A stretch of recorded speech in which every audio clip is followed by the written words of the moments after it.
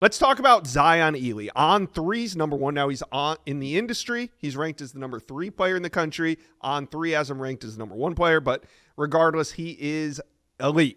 He's from St. Francis Academy. He goes 6'3", 220 pounds, the number 1 edge in the country. And Steve, despite his commitment to Maryland, he still plans on taking some visits, correct? Yeah, he said he's just taking his trips, what so many prospects have done in the past. They've earned these opportunities to go through this process, be wined and dined on these visits, continue to talk and build relationships with these coaches because these coaches move around, continue to see things.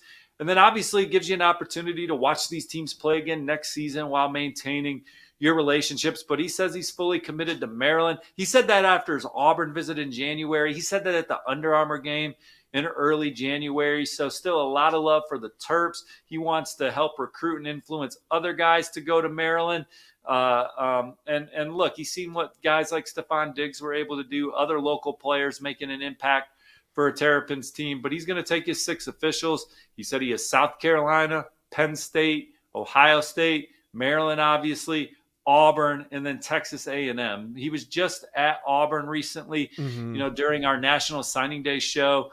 Chad Simmons pointed to Auburn as a major threat for Elee. What they've done at St. Francis, they signed 3 in the last class. They're recruiting him and Jair Edwards, the nation's number 3 safety this cycle. But we'll see what happens when he gets on these visits and people start putting more cards on the table for Zion Elee.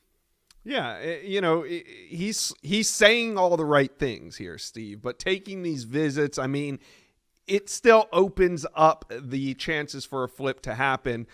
If and when Zion Elee is to reopen this recruitment or flip his commitment, is this something that we see happening at the end of the cycle, or do you think when he starts taking these visits, it could open up?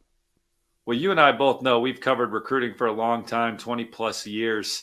So we've seen how a lot of these recruitments play out, and it is hard to keep a young man committed for a long period of time. It's why Texas really doesn't want people to commit right now. I mean, they're not going to turn you away, but they're going to put you through the ringer before they allow you to do a public verbal, because it's just hard to hang on to kids. Kid like Zion Elee, when you now have the bullseye on your back. But Zion Elee said it all boils down to signing day, but I know I'm committed to Maryland. So this one's going to go to the wire, but he is locked in and excited about the Terps. They're doing a fantastic job. They're certainly setting the pace by far, but there's other programs running the race, and recruiting's a marathon. Yeah, we've seen it before. Will he stick like a Jeremiah Smith? Because Jeremiah Smith kind of had the same attitude, right? But so did Bryce Underwood, and one of them flipped and one of them didn't. So you never know what's going to happen, but we'll continue to watch Zion Elee's recruitment.